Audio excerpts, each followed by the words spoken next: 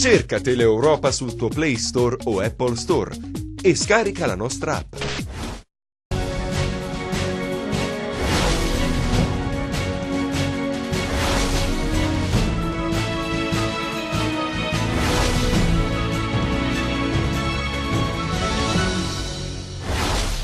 Il ministro della Salute Grillo, rispondendo all'interrogazione dei deputati del Movimento 5 Stelle, boccia l'operato di Scura ma non libera il comparto dal commissariamento, nessun passo in avanti fatto.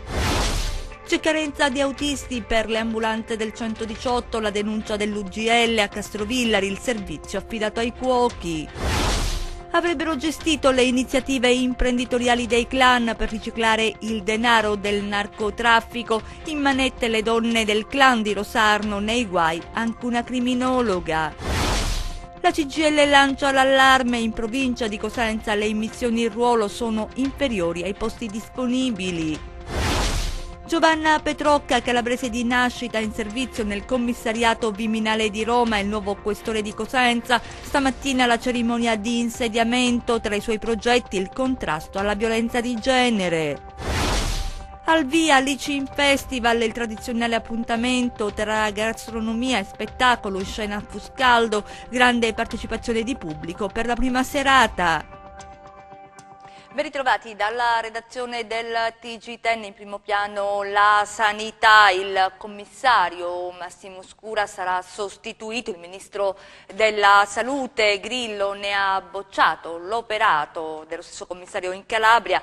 La sanità comunque resterà commissariata, ai particolari nel nostro servizio.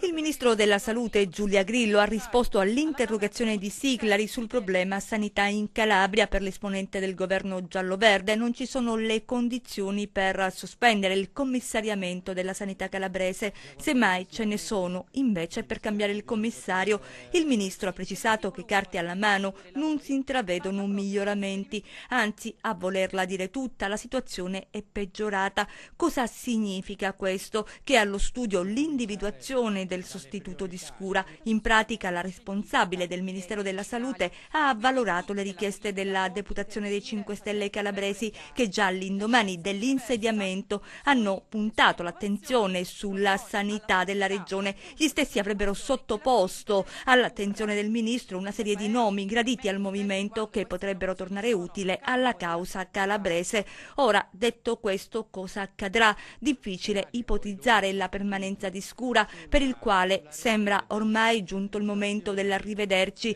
che fonti interne ai 5 Stelle indicano come imminente. Questione di giorni, può darsi. Intanto, dopo la sortita del ministro, appare definitivamente tramontata l'idea di consegnare il comparto nelle mani del presidente Oliverio. Niente da fare, si va avanti con il commissario esterno. Tanto le criticità non mancano e, per esempio, per le ambulanze non ci sono autisti, c'è una graduatoria pronta, ma le aziende sanitarie calabresi si apprestano a bandire nuovi concorsi che richiederanno molto tempo e l'UGL prende posizione. Vediamo. Tra i mali della sanità calabrese c'è anche la mancanza cronica di autisti per le ambulanze del 118. Nel dicembre scorso è stata pubblicata una graduatoria con una settantina di vincitori, frutto di un concorso bandito nel 2016 dall'ASP di Crotone e a valenza regionale. Solo una quindicina sono stati messi in ruolo, gli altri attendono. Nel frattempo ci sono delle ambulanze che sono ferme, nuovissime, che non sono utilizzate perché non ci sono gli autisti che possono farlo. Addirittura ci sono delle questioni eclatanti, come per esempio Castrovillari a Mormanno, che addirittura utilizzano degli chef per guidare l'ambulanza, quindi senza criterio alcuno, senza che ci sono ovviamente le dovute professionalità, insomma, che dovrebbero avere. Il paradosso è che le diverse ASP calabresi stanno per bandire nuovi concorsi che genereranno, ma solo tra qualche anno, nuovi vincitori, e quelli che intanto attendono di essere assunti saranno scavalcati da altri. Si preannuncia una dura battaglia sindacale che finora solo l'UGL sembra voler affrontare. abbiamo scritto una lettera al prefetto di Cosenza, ma vorremmo in qualche modo probabilmente scrivere anche al Ministero coinvolgendo la nostra organizzazione a livello romano, anche perché non è possibile che con tutte le criticità che ci sono e che sarebbe talmente semplice mettere mano alla graduatoria e quindi in qualche modo dare anche spazio a questi lavoratori che aspettano da tempo che cominciano a lavorare invece di stare sempre appresso al precariato, al tempo determinato, addirittura dando spazio alle solite associazioni private, perché probabilmente ci sono anche altri interessi che girano dietro tutta questa cosa. E chiudiamo quest'ampia pagina dedicata alla sanità parlando proprio di emigrazione sanitaria dal sud. Nel solo 2017 c'è stato un costo superiore ai 4 miliardi di euro e quanto rivela lo studio della Fondazione Gimbe, la mobilità passiva per la Calabria è stata di 319 milioni. Il presidente della Fondazione chiede chiarezza al ministro Grillo in merito a quelle che vengono definite situazioni patologiche. Vediamo. La fuga dagli ospedali del sud non fa eccezione. La Calabria, l'emigrazione sanitaria nel solo 2017 è costata 4 miliardi 600 milioni di euro. A tracciare il bilancio è uno studio della Fondazione Gimbe, da cui emerge un dato che per i cittadini calabresi è piuttosto scontato, e cioè ad attrarre i pazienti sono soprattutto le regioni del nord. Si prende il treno, l'aereo o si macinano chilometri in auto per ricoveri degli hospital, visite o somministrazioni di farmaci. Sono in particolare i pazienti oncologici più fragili a fare le valigie, ad essere informati, a sapere che il nostro sistema sanitario permette ai cittadini di essere assistiti in strutture di regioni differenti da quelle di residenza. Si conoscono anche i termini tecnici, gli indici, come vengono chiamati in gergo, mobilità attiva che identifica l'attrattività di una regione e mobilità passiva che invece ne descrive le partenze. Dal rapporto emerge che le regioni con il saldo positivo sono al nord. Le più rilevanti riguardano la Lombardia con circa 808 milioni di euro e l'Emilia Romagna 357 milioni di euro, saldo negativo per il Lazio 289 milioni di euro, la Campania con 302 milioni di euro e la Calabria con 319 milioni di euro. Tuttavia, rileva il presidente della Fondazione Nino Cartabellotta, questo enorme flusso di denaro è ancora poco trasparente. Da qui la richiesta al ministro della Salute Grillo di rendere pubblicamente disponibili tutti i dati sulla mobilità sanitaria che le regioni trasmettono al ministero per capire e sanare quelle situazioni che vengono definite patologiche. Al momento tutto è molto confuso, solo un aspetto è visibile ed è l'affaire salute. Adesso cambiamo argomento, c'è la cronaca, avrebbero gestito le iniziative imprenditoriali per riciclare il denaro del narcotraffico. In manette le donne del clan di Rosarno, nei guai anche una criminologa. Vediamo. È un'indagine complessa, articolata, quella che i carabinieri del Comando Provinciale di Reggio Calabria e del Nucleo Investigativo del Gruppo Carabinieri di Gioia Tauro, con il coordinamento della Procura Distrettuale Antimafia di Reggio Calabria, hanno chiuso stamattina con l'arresto di 45 persone appartenenti al cartello di 'ndrangheta Cacciola Grasso, attivo da tempo a Rosarno. Gli arresti sono stati effettuati non solo nella cittadina pianigiana, ma anche nelle province di Catania, Cosenza, Vibo Valentia, Ancona, Bologna, Udine e Pavia. Gli arrestati, tra loro ci sono molte donne che avrebbero avuto ruoli importanti nelle dinamiche del clan, sono accusati di una infinità di reati: associazione mafiosa finalizzata al traffico internazionale di droga, tentato omicidio, estorsione, porto e detenzione di armi comuni e da guerra, corruzione in atti giudiziari, danneggiamento, minaccia, intestazione fittizia di beni, impiego di denaro e beni di provenienza illecita e, dulcis in fundo, la violazione degli obblighi della sorveglianza speciale. Il quadro che emerge è tanto inquietante quanto confermativo di una forza che il cartello Cacciola Grasso aveva acquisito nel tempo, diventando una realtà criminale in grado di trattare alla pari con altre storiche endrine del Rosarnese. Il gruppo imponeva il pizzo ai commercianti e delegava alle donne la gestione di attività commerciali avviate per ripulire il denaro proveniente da affari illeciti. Le donne poi avevano un compito di raccordo tra i diversi esponenti del clan, soprattutto quando c'era da portare le cosiddette cosiddette ambasciate dal carcere a chi era fuori.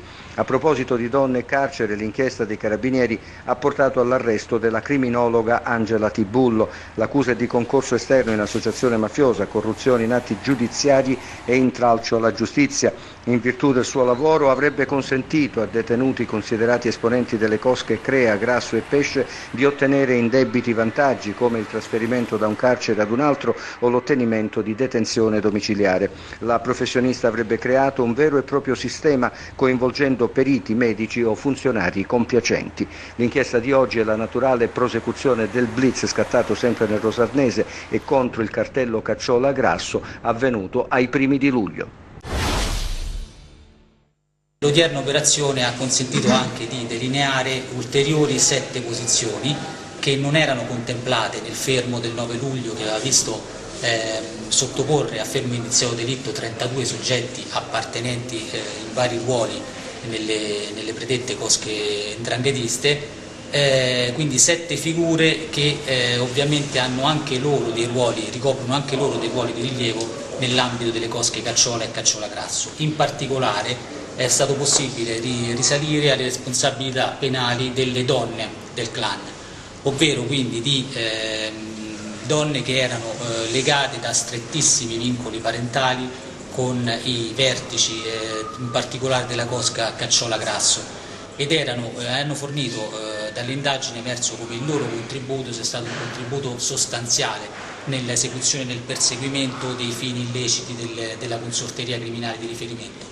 In particolare quindi loro sono risultate essere inserite appieno nell'ambito dell'organizzazione criminale come attraverso da un lato il contributo ai propri congiunti nella detenzione e nel porto delle armi riferibili alla cosca mafiosa e dall'altro lato nella possibilità di utilizzare le donne stesse nel dare informazioni, cioè nel fare in modo che la rete degli affiliati potesse essere messa in continuo contatto, quindi fornendo le disposizioni, distribuendo le disposizioni da parte dei vertici della cosca stessa attraverso le cosiddette ambasciate.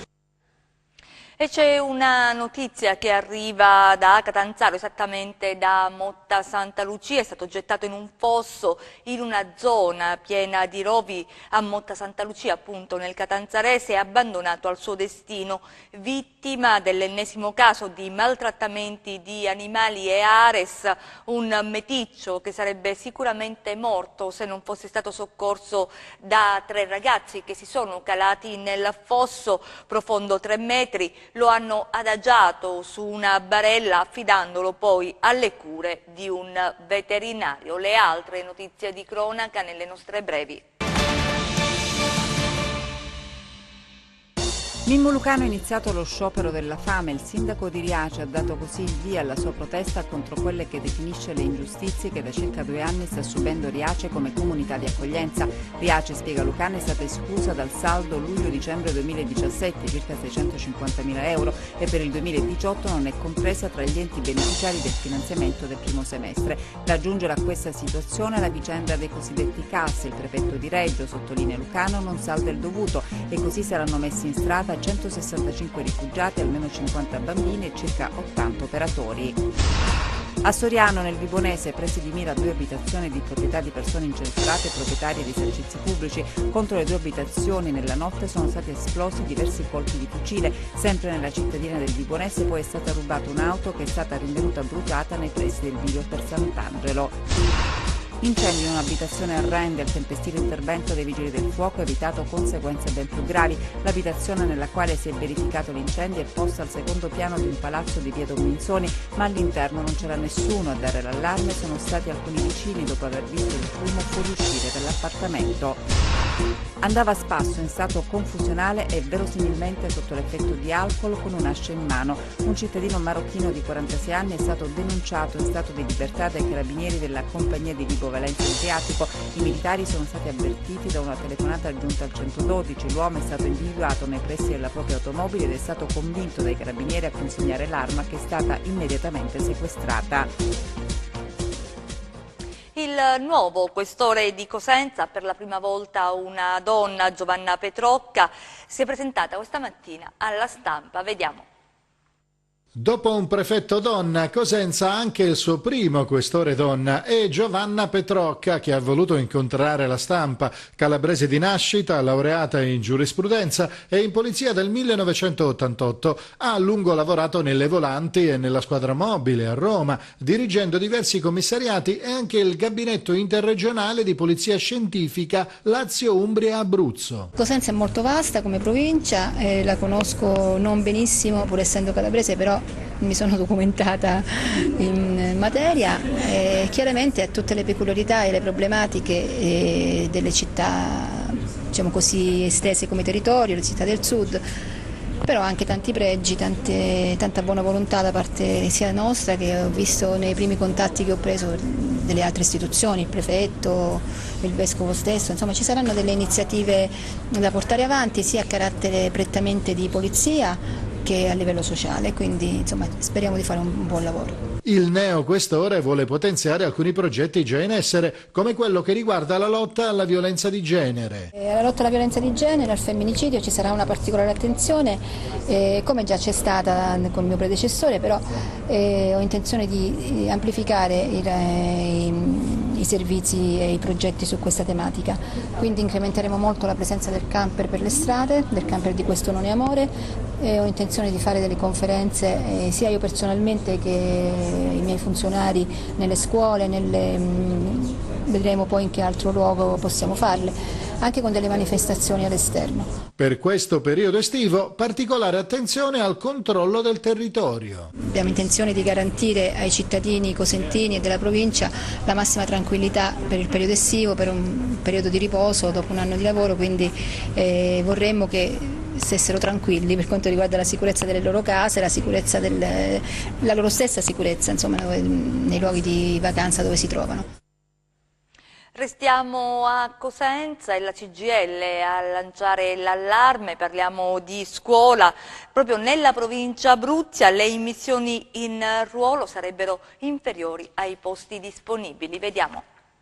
I posti ci sono, parliamo di posti di lavoro nella scuola, ma di fatto restano vacanti. La denuncia della CGIL, che si dice insoddisfatta rispetto alle immissioni in ruolo autorizzate dal Ministero. Il sindacato le ritiene insufficienti a coprire in provincia di Cosenza le disponibilità sia per i docenti ma soprattutto per il personale ATA. In particolare, fa sapere il segretario della FLC CGIL Pino Assalone, per le superiori sono previste 149 immissioni in ruolo, per il primo grado 109, per la primaria 86, per l'infanzia 43.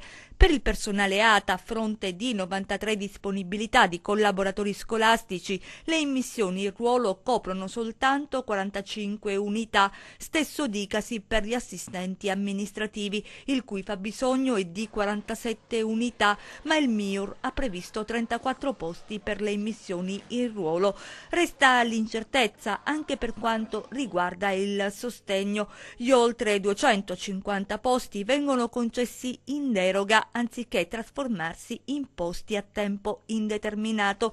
La conseguenza è un precariato diffuso e grande conflittualità, senza contare le ripercussioni nell'organizzazione e nella didattica. La richiesta della CGIL è chiara. Noi, si afferma in una nota, chiediamo occupazione per tutti in un mondo lavorativo dove i posti esistono realmente. L'impegno immediato è quello di vigilare sull'operato dell'ufficio scolastico provinciale affinché vengano rispettate le regole. Pugno duro della Regione nei confronti dei comuni che non hanno versato le tariffe per lo smaltimento dei rifiuti. Scatta il commissariamento, 18 al momento i decreti firmati dal Presidente Oliverio. Vediamo. Per i comuni morosi, quelli cioè che non hanno versato le tariffe sullo smaltimento dei rifiuti, scatta adesso il commissariamento da parte della Regione. Al momento sono 18 i decreti firmati dal Presidente Oliverio e riguardano i comuni di Bagaladi, Bianco, Ardore, San Giorgio Morgeto, Stignano, Ferruzzano, Fiumara, Giffone, Melicucco, Palizzi, Seminari e Polissena in provincia di Reggio Calabria, Cropani in provincia di Catanzaro, Bocchigliero, Canna e Nocare in provincia di Cosenza, Briatico e San Gregorio di Ippona in provincia di Vibo. Con i provvedimenti presidenziali territoriali viene nominato un commissario chiamato al recupero coattivo nei confronti del Comune del credito maturato dalla Regione, con riferimento in particolare alla tariffa sui rifiuti del 2015. La somma anticipata dalle casse regionali per sopperire proprio al mancato pagamento dei comuni nel periodo 2013-2018 ammonta ad oltre 300 milioni di euro. Adesso la Regione batte cassa per recuperare i soldi che servono a mantenere un sistema sul quale gravano ritardi e debiti soprattutto da parte dei comuni, nei confronti dei quali adesso l'ente regionale ha deciso di applicare la linea dura. Già perché, come si sottolinea nei provvedimenti adottati al Presidente della Regione, la puntuale riscossione della tariffa consente di poter far fronte alle spese necessarie per il pagamento dei concessionari gestori dei diversi servizi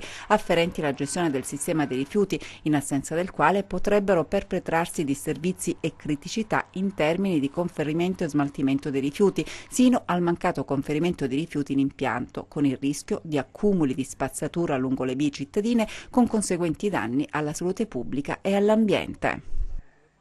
Da 8 mesi la strada è interrotta a causa di una frana, disagi e proteste da parte di 20 famiglie che vivono in una frazione di Rende. Siamo in provincia di Cosenza, vediamo. 8 mesi fa una frana ha interrotto questa strada che collega il centro storico di Rende con la zona di Contrada Cutura e così un'intera frazione da allora è isolata. Chi vive in Contrada San Pietro si sente abbandonato. Prigionieri, una ventina di famiglie e quindi ognuno ha i suoi problemi. Di sopra, sì, abbastanza. Di sopra non si può salire perché è molto pericoloso, certe curve pericolose, e poi ci sono delle buche che se ne prendi una, l'altra la prendi sicuro. Per gli abitanti di Contrada San Pietro è difficile raggiungere il centro cittadino. Se devi comprare un pane non è che lo puoi andare a comprare, e devi fare queste curve brutte che è pericoloso. La gente ha paura di quelle curve. Hanno chiesto aiuto alle istituzioni, ma ad oggi nulla è cambiato. Sono andato al comune di Rende lì a commentare, ma sì, mo la facciamo, ma quando? Sono 8 mesi. Cambiamo ancora argomento, siamo alle iniziative dell'estate, è iniziato con grande partecipazione di pubblico Alicin Festival, l'ormai tradizionale appuntamento gastronomico e di spettacolo che si tiene a Fuscaldo. Vediamo. A Fuscaldo, antico borgo marinaro sul Tirreno, il taglio del nastro ha dato il via ad Alicin Festival. La Kermesse, giunta all'8ª edizione, fino al 4 agosto coinvolgerà migliaia di turisti e visitatori provenienti da tutta Italia, mettendo insieme gastronomia locale, tradizione, cultura e ambiente e aprendosi al territorio con patti d'amicizia e gemellaggi del gusto. Siamo riusciti ad avere numeri importanti, ma siamo riusciti soprattutto ad avere dei risultati di tipo psicologico, nel senso che la gente si ritrova a rafforzare la propria identità con questa iniziativa, a rafforzare le proprie radici, a vedere in questa iniziativa un motivo di orgoglio e di riscatto per il proprio territorio. Ho voluto allargare proprio per fare questi gemellaggi del gusto, proprio per coniugare le alici con altri prodotti, con la colatura delle alici di Cetara, con i limoni di Rocchi Imperiali, con i peperoni di Roggiano, con stasera l'olio d'oliva di San Vincenzo La Costa, le cipolle di Amantea, la cipolla bianca di Castrovillari, cioè attorno a questo prodotto creiamo un meccanismo sinergico tra enti, tra comuni che vogliono far crescere i loro prodotti tipici, ed è un percorso che la gente segue, la gente vuole, perché riscatta le proprie radici e la propria storia. Il successo di Alicin Festival, dunque, è determinato anche dal coinvolgimento di tutto il territorio con le sue risorse, la sua identità, la sua cultura e la sua storia. Obiettivi importanti che rientrano nel progetto messo in campo dalla Regione Calabria, che è quello di valorizzare i territori attraverso le sue eccellenze. È un'iniziativa che esprime la valorizzazione dell'identità di un borgo, di un territorio. Questo è importante, noi stiamo investendo molto in direzione del recupero dei borghi. Abbiamo pubblicato un bando, 100 milioni di euro volto ai comuni per recuperare i borghi, anzi valorizzare i borghi, e ci sarà un altro bando che sta per essere pubblicato volto ai privati per il recupero delle unità immobiliari, B&B, affittacamere, e servizi anche che soprattutto i giovani possono mettere in atto attraverso un sostegno della Regione per la valorizzazione dei borghi a 360 gradi. Il mondo è un'arca di Noè che va perduta alla deriva, ma se sei qui con me. La festa del gelato invece ci porta a Polistena, vediamo. Si è svolta nella suggestiva cornice della storica via Mazzini a Polistena la festa del gelato. I 30 maestri gelatieri dell'APGA hanno creato il gelato davanti ai consumatori, permettendo ai più piccoli presenti di vedere dal vivo tutte le fasi che portano alla nascita di un ottimo gelato artigianale con prodotti di qualità e del territorio. Ed i protagonisti della festa sono stati proprio i prodotti a chilometro zero. Bisogna investire nei prodotti locali, bisogna dare una mano a queste associazioni che promuovono tra l'altro la qualità, e questa tra l'altro associazione, l'APGA, che ringrazio per aver scelto ancora una volta Polistena per la sua meta tappa proprio per la promozione dei loro prodotti. È un'associazione che raccoglie non solo imprenditori, commercianti di Polistena, ma anche di tutto il territorio della Piana, quindi fare rete e favorire anche la filiera produttiva e dare prodotti di qualità io credo che sia un ottimo strumento per vincere la concorrenza. Ci sono tante così eccellenze che magari sottovalutiamo spesso. Noi siamo stati a Rimini alla fiera con un grande stand apprezzato da tutta Italia, dalle federazioni per esempio dei pubblici esercizi, e quindi loro così mi sono sentito anche orgoglioso di essere calabrese, di essere di queste zone, e loro hanno dimostrato una cosa, che insieme si può stare. Ci sono degli appuntamenti venerdì 3, quindi domani e sabato 4 agosto dalle 17 alle 20, torneo di calcio Battaglia sulla Sabbia. L'evento sportivo promosso dal gruppo Chianello in collaborazione con l'amministrazione comunale si svolgerà presso il Lido Tamure Lungomare, lato nord di Paola. E ancora tornano a San Fili, centro a pochi chilometri da Cosenza, le notti delle Magare, suggestivo festival di magia, arte, cultura, spettacolo, animazione ed enogastronomia. Molti gli eventi che da domani fino al 9 agosto animeranno il centro storico di San Fili. E chiudiamo con le previsioni del tempo.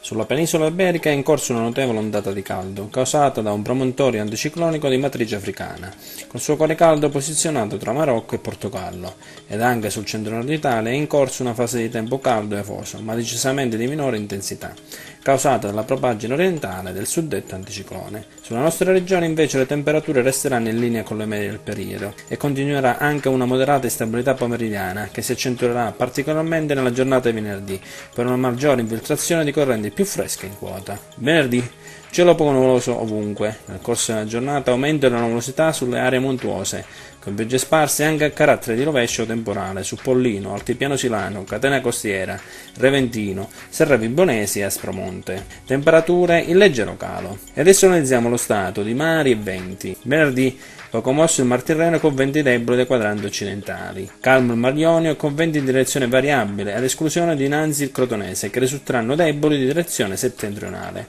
Ed infine, prima di salutarci, vi ricordo che oltre al nostro sito web www.meteoincalabria.it potrete seguirci sulla nostra pagina Facebook Meteo in Calabria. Ed è tutto, grazie per essere stati con noi, grazie in regia a Michele Cava, in messa in onda a Giuseppe Costanzo. Noi vi auguriamo un buon proseguimento.